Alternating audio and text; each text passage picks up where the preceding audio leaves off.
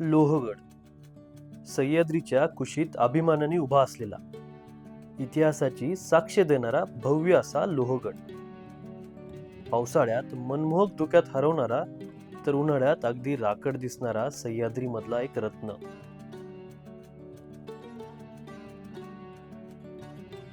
प्रत्येक पावलागणिक इतिहास सांगणारा आणि भौगोलिक दृष्ट्या महत्वाच्या ठिकाणी असणाऱ्या या लोहगडाची माहिती आज आपण सहपरिवार घेऊ. नमस्कार मंडळी, संजूराम ब्लॉग्सवर तुमचं पुन्हा एकदा स्वागत आहे. सह्याद्रीचं एक नवीन रत्न आपण पाहायला पुन्हा आलेलो आहे. खरं तर रत्न, पारख, सोनं हे बऱ्याच वेळा ट्रेजरी म्हणली जाते, पण लोखंड म्हणजे त्या काळी फार मोठं एक सोनं होतं आणि त्याच नावावरनं पडलेला लोहगड म्हणजे आर्किओलॉजी डिपार्टमेंटच्या अंडर असलेला लोहगड पाहण्यासाठी आपण पुन्हा एकदा सह्याद्रीत आलो आहोत. आज बरोबर बरीच मंडळी असणार आहे, त्यांचं इंट्रोडक्शन तुम्हाला चालतीवर देतो. मंडळींनो, लोहगड हा एकदम सोप्या श्रेणीमधला किल्ला असून तिथं पोहोचण्यासाठी फार सोपा मार्ग आहे. पुण्यातनं साधारण 65 किलोमीटर हा किल्ला असून बाय कार आपण आलात तर मळवलीपासनं भाजे केव्जला येऊन लोहगडच्या पायथ्याला आपण पोहोचू शकतो. तसंच ट्रेननी आल्यानंतर मळवली स्टेशनपासून साधारण 2 ते 3 किलोमीटरचं डिस्टन्स आहे. तसेच मुंबईवरनं येताना हाच किल्ला आपल्याला 100 किलोमीटर आहे. रस्ता जर बघायला गेला तर सिमिलर आहे. मुंबईवरनं आपण मळवलीला यायला लागतं आणि किल्ल्याच्या बेसला येतो. बरं, इथं आल्यानंतर ही जी समोर पार्किंग दिसते तिथं 50 रुपये चार्ज घेतला जातो आणि आपल्याला पावती दिली जाते.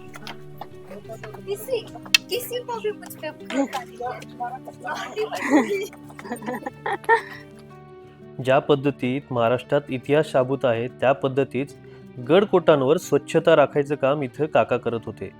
खरं तर आर्किओलॉजी डिपार्टमेंटच्या अंडर असल्यामुळं या किल्ल्यावर जागोजागी स्वच्छताचं अभियान राबवताना दिसण्यात येत होतं. त्यांच्या चेहऱ्यावरचं स्वच्छ आणि निखळ हा आनंद पाहून मन भारावून आले.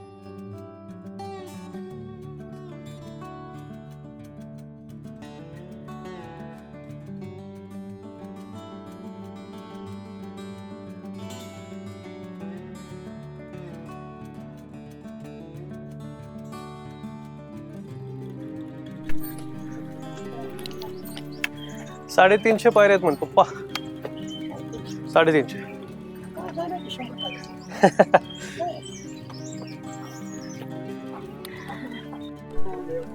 फोटो तर मंडळींना इथं इंडियन सिटीजनला आहेत 25 रुपये तिकीट, जे 15 वयाच्या वर आहेत, आणि जे 15च्या खाली त्यांना तिकीट नाही, आणि जे फॉरेन सिटीजन आहेत त्यांना आहेत 200 रुपये तिकीट. अशा पद्धतीने तिकीट देण्यात येतात. आपण तिकीट काढले आणि वर निघालोय. बरं, इंटरेस्टिंग माहिती अशी भेटली आहे की बऱ्याच ठिकाणी स्कॅनर लावलेले आहेत आणि स्कॅनरला मोबाईलवर तुम्ही स्कॅन करा, तिथं ऑडिओ भेटतो आणि त्या भागातली माहिती देण्यात येते. फार सुंदर इनिशिएटिव्ह आहे.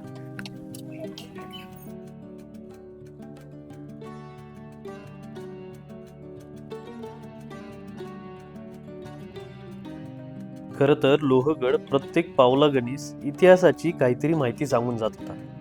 चालतीवरच आपण इतिहासाची थोडीशी माहिती घेत राहू. पुरंदरच्या तहात जे 23 किल्ले शिवाजी महाराजांना मुघलांना द्यायची वेळ आली होती, त्यामध्ये लोहगड हा एक किल्ला होता. त्यानंतर 5च वर्षांनी म्हणजे 1665ला तह झाल्यानंतर हा किल्ला मुघलांकडे गेला आणि 1670 मध्ये हा किल्ला आपण परत विजयी मिळवला. तर साधारण 5 वर्ष हा मुघलांकडे किल्ला राहिला होता.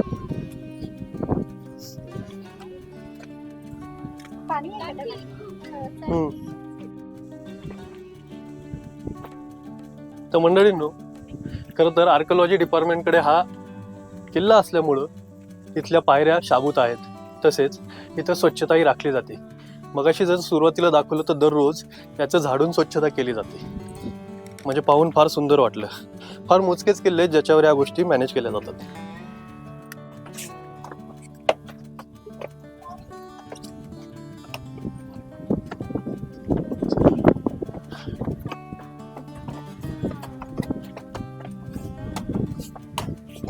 तर मंडळींनो, आपण पोचलो आहे गडाचा पहिला दरवाजा म्हणजे गणेश दरवाजा. तर तुम्ही पाहचाल दोन्ही बाजूला गणेशाची मूर्ती आहे. साधारणतः या किल्ल्याला 4 दरवाजे आहेत, त्यातला हा पहिला दरवाजा.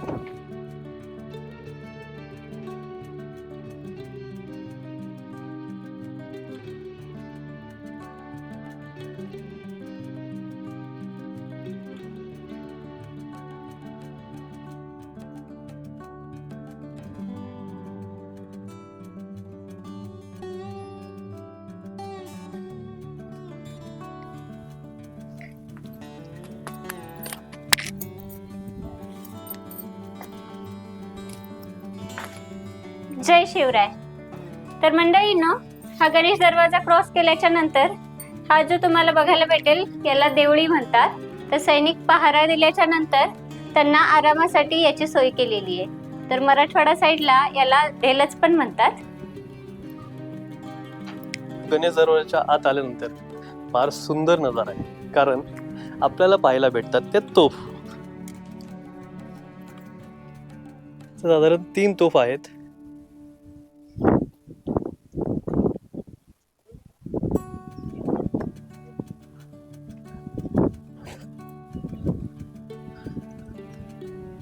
ते आम्हाला अलीकडच्या काळातल्या तोफ वाटतात आहेत. मे बी इंग्रजांच्या काळात, ज्यावेळेस किल्ला इंग्रजांच्या ताब्यात होता. लोहगडच्या बांधकामाबद्दल असलेल्या इसवी सकासकट इथं माहिती देण्यात आली. तर या स्क्रीनला पॉज करून नक्कीच ते वाचा.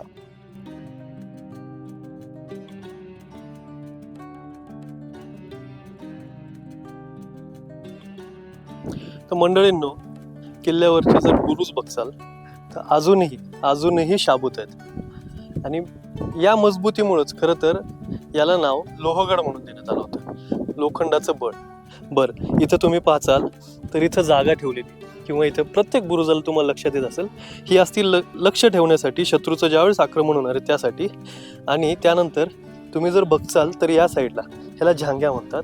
म्हणजे इथनं तोफ किंवा त्या काळात विविध प्रकारची आक्रमणं व्हायची. मग तेल टाकणं असेल किंवा इथनं हल्ला करणं असेल, कारण आपण वरच्या साईडला असतो ज्यावेळेस आपला किल्ला ताब्यात असतो, आणि खालनं जे शत्रू येणार आहेत ते आपल्या नजरेच्या टप्प्यात येतात. त्यावेळेस गणेश दरवाजा म्हणजे साधारण तुम्ही जर बघचाल तर गणेश दरवाजाने आपण बघा. त्यानंतर इथे यायला रस्ता आहे.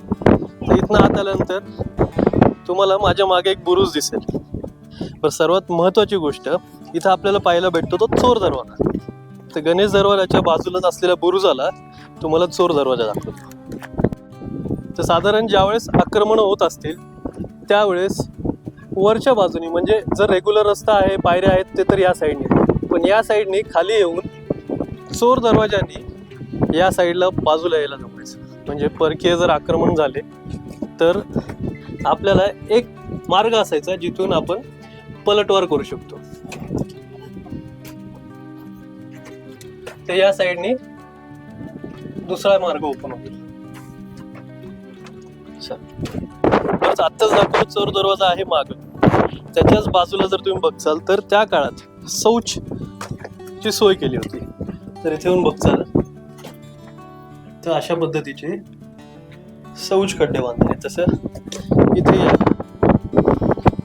समर्थ, एक मिनिट हा.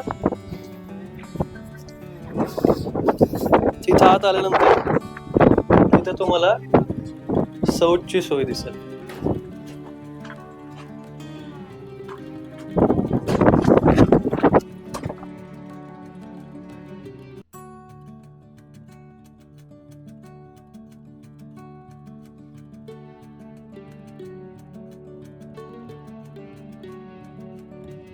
तर मंडळींनो, गणेश दरवाजाच्या पुढे आल्यानंतर थोडस वर आल्यानंतर आपल्याला लागतो नारायण दरवाजा. हा आहे आमच्या मागे.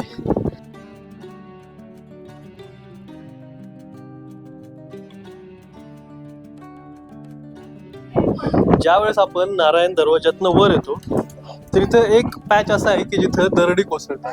साधारणतः पावसाळ्यात दगड निसटण्याची जास्त शक्यता असते. ते बरोबर मागं आहे. इथं जसा बोर्डही लावलेला आहे. नागरिकांना सजग करण्याचं काम तर गव्हर्नमेंटने केलेलं आहे. फक्त आपण काय काळजी घ्यायची तर इथं जास्त वेळ न थांबता आपण पुढं प्रस्थान केलं पाहिजे. साधारण हा तुम्ही पाहू शकता की ढासळलेला आहे आणि वरनं दरवेळेस पावसाळ्यात दगड ठिसूळून पडत असतील. तर इथं न थांबता सरळ सरळ पुढे जाणार.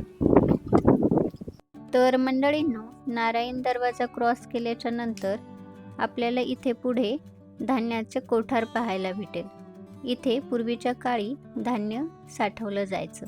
सध्या याला लॉक दिसतोय आणि आतमध्ये पाणी पण साठलेलं आहे. तर मंडळींनो, नारायण दरवाजा क्रॉस करून वर येतो तर त्यावेळेस आपल्याला एक क्लिअर पिक्चर दिसतं. आजूबाजूला जवळपास आपल्याला बरेच गडकोट दिसतात. म्हणजे विसापूर तर एकदम लागूनच आहे. इथं बघचाल तर इथं पावना डॅम आहे, तर त्याच्या पुढं आहे तो तिकोना आहे. तिथंच पुढं बघचाल तर तुंग दिसतो. आता थोडंसं धुकं आहे, नाहीतर आपल्याला कोरी गडी दिसला असता. विसापूर तर एकदम अगदी जवळच आहे. अशा तऱ्हेने मजल दर मजल करत आपण गडाचा तिसरा दरवाजा म्हणजेच हनुमान दरवाजाला पोहोचलो होतो. मी ज्ञानोबा व्यंकटराव चांबले, रिटायर्ड रेल्वेमन, वय 66. मी सुनीता ज्ञानोबा चांबले. गृहिणी. मी पलक मुरारी मुसने. मी आरोही रामचंद्र चांबले. मी समर्थ संतोष पेटे. मी संजीवनी रामचंद्र चांबले. मी श्रेया संतोष पेठे. आणि मी रामचंद्र ज्ञानोबा चांबले. तर आजच्या ट्रेकचे साथी हे सगळेजण असणार. साधारणतः 350 पायऱ्या चढल्यानंतर आपण पोहोचतो महादरवाजा.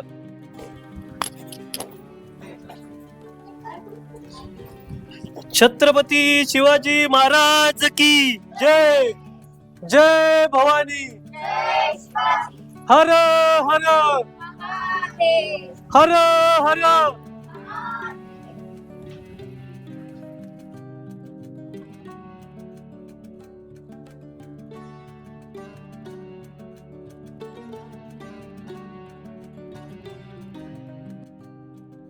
महाद्वारचं जर स्ट्रक्चर पाहिलं तर अजूनही भक्कम उभे आहे. इथं देवाची मूर्तीही कोरण्यात आली आहे. महाद्वाराच्या आत ज्यावेळेस आपण जातो तेव्हा गडकोटावर असणारे विविध पॉइंट म्हणजेच विंचूकाटा असेल किंवा 32 कोनाची असलेली विहीर असेल किंवा इतर पाण्याचे वेगवेगळे स्तोत्र असतील तर त्याची माहिती आणि त्याचे फोटो महादरवाजाच्या आत आल्यानंतर लावण्यात आलेले आहेत.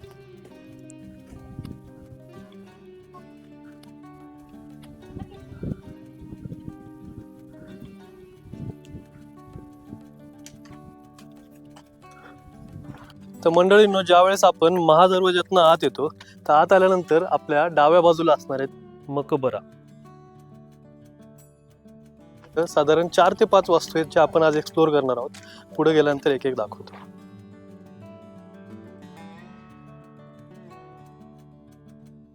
तर मंडळींनो, आता आपण थांबलोय ते सदर परिसरात. तर सदर म्हणजे साधारण ज्यावेळेस छत्रपती शिवाजी महाराजांच्या काळात कुठलीही मीटिंग घेतली जायची, म्हणजे आजच्या काळात जर सोप्या भाषेत सांगायचं तर कॉन्फरन्स रूम. तर या सदरेवर सर्वजण जमायचे आणि पुढची जी काही आखणी असायची, मग ती स्वराज्याच्या भांडारांची असू द्या किंवा परकीय आक्रमण होणार असतील तर त्यांचा निभाव कसा करायचा, तर या सदरेवरच बऱ्याच गोष्टीचे निर्णय घेतले जायचे. सदरेच्या भागात जर तुम्ही लक्ष देऊन पाहाल तर साधारण 3 तोफ इथं ठेवण्यात आलेल्या आहेत. तिन्हीला चाका आहेत.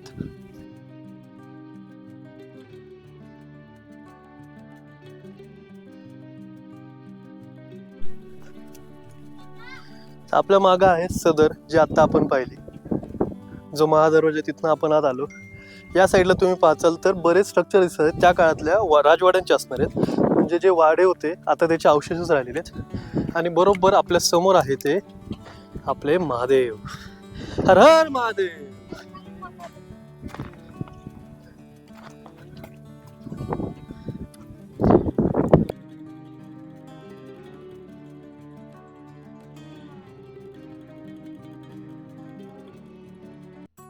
गडकोटावर आल्यानंतर हनुमानाचं मंदिर, गणपती बाप्पाचं मंदिर आणि महादेवाचं मंदिर हे आपल्याला नक्कीच पाहायला भेटतं. देवबाप्पाच्या चरणी डोळे झाकून ज्यावेळेस आपण ओंकाराचा जप करतो तेव्हा त्यापेक्षा शांती कुठंच भेटू शकत नाही.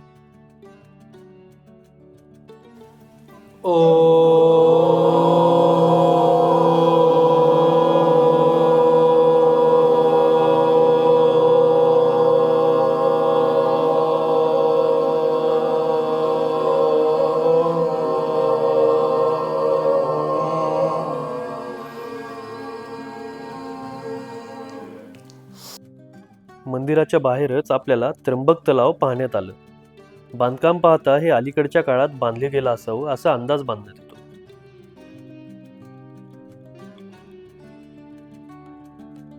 तर मंडळींनो, महादेवाच्या मंदिरात पुढे बरेच खळगे दिसतील तुम्हाला. त्या साईडला आहे प्यायचं पाणी. समोर जो पूर्ण पठार आहे, पूर्ण पठारात छोटे छोटे पाण्याचे डबके तयार झालेले आहेत. पावसाळ्यात हे पूर्ण पाण्याचे डबके भरून असतात. बरं, आता आहे उन्हाळा, उन्हाळ्यातही बरंच पाणी आहे, तुम्ही पाहू शकता माझ्या बाजूला.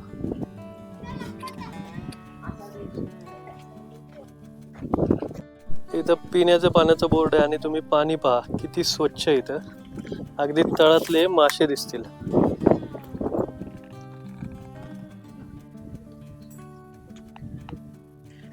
एवढं स्वच्छ पाणी आहे. मंडळींनो, लोहगडावर ऐतिहासिक असे 16 कोन असलेलं तलाव पाहण्यात येतं आपल्याला. जर तुम्ही नीट निरखून पाहिलं तर या तलावाला 16 कोन आहेत. 16 कोनामध्ये हा डिवाइड झालेला आहे.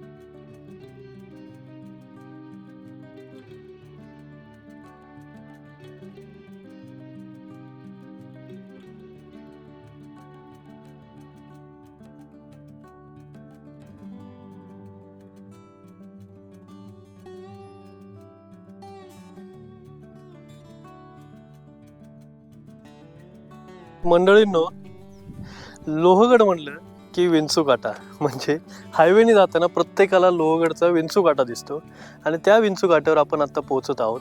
साधारण विंचू काट्याची जी माहिती आहे ती इथं देण्यात आलेली आहे.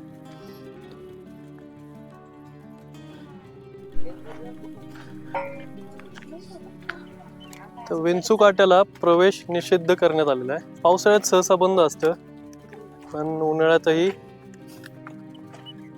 विंचू काट्याला रस्ता बंद करण्यात आलेला आहे. साधारण हे असं गेट लावण्यात आलेलं आहे. आपण नीट पाहिलं तर विंचवाची जी नांगी असते त्यासारखं हे स्ट्रक्चर आहे आणि हे नैसर्गिक तयार झालेलं स्ट्रक्चर आहे. त्याला विंचू काटा म्हणतात. मंडळींनो, लोहगडचा इतिहास हा फार जुना आहे. हा किल्ला सातवाहन कालखंडापासून अस्तित्वात असल्याचं लिखाण केलेलं आहे. पुढे छत्रपती शिवाजी महाराजांनी 1648 मध्ये हा किल्ला जिंकून स्वराज्यात सामील करून घेतला होता. अरे पलक, वेलकम टू मराठी गँग. बघू इकडं, पल्लू द यो पप्पा. हा हो, ते कोणीतरी पेटून दिलं असेल, त्यामुळे ते पेटले. मंडळींनो, स्वराज्याच्या बळकटीसाठी सुरतची ज्यावेळेस लूट करण्यात आली तेव्हा सुरतच्या लुटीत मिळालेला खजिना हा सुरक्षित ठेवण्यासाठी लोहगड हा किल्ला वापरण्यात आला. लोहगडची मजबूत रचना आणि उंच स्थानामुळे खजिना इथं सुरक्षितही राहिला. मंडळींनो, ज्यावेळेस गडावर कुठलीही संपत्ती किंवा कुठलीही ट्रेजरी लुटून आणली जायची किंवा इथं संग्रहित केली जायची, आता सहसा उदाहरण म्हणलं तर सुरतची ज्यावेळेस लूट करण्यात आली तर त्यावेळेस जो काही ट्रेजरी आली होती किंवा सोनं धान्य जे काही असतील ते आणलेलं साहित्य हे सगळं लक्ष्मी कोठी, तिथं नाव दिसेल तुम्हाला आणि या साईडला कोठी आहे. आतमध्ये तुम्हाला व्हिडिओ दाखवतो मी. पूर्ण अंधार आहे, पण आत कमीत कमी 60 ते 80 जण व्यवस्थित राहतील एवढी मोठी ती कोठी आहे. आतमध्ये बऱ्याच रूम आहेत. अगदी इथनं कमीत कमी 80 ते 90 फूट पर्यंत आत आहे. हाईट जर बघायला गेलं तर साधारण 7.5 ते 8 फूट आहे. एवढं थंड वारं आतमध्ये आणि फार सुंदर इथं स्टोरेज केलेलं आहे. जर बघायला गेलं तर पलीकडनं आलं किंवा या साईडने आलं तरी कोणाला कळणार नाही की इथं कुठेतरी एक भांडार असेल, कारण हे पूर्ण एका डगराला कोरून आतमधल्या साईडला केले, जसं की एक लेणी असते. तर फार सुंदर नियोजन आणि फार मोठ्या दूरदृष्टिकोनातनं करण्यात आलेलं आहे की जरी कोणाच्या हाती किल्ला लागला तर त्यांच्या लवकरात लवकर ट्रेजरी हातात लागू नये, अशा पद्धतीचं इथं बांधकाम. लक्ष्मी कोटीच्या ज्यावेळेस आपण पुढे येतो तेव्हा आपल्याला पाहायला मिळते ते घोड्यांचा पागा. दोन्ही बाजूला ज्यावेळेस घोडे बांधण्यात येत असतील त्यावेळेस मधल्या बाजूला पाणी पिण्याची सोय करण्यात आली आहे.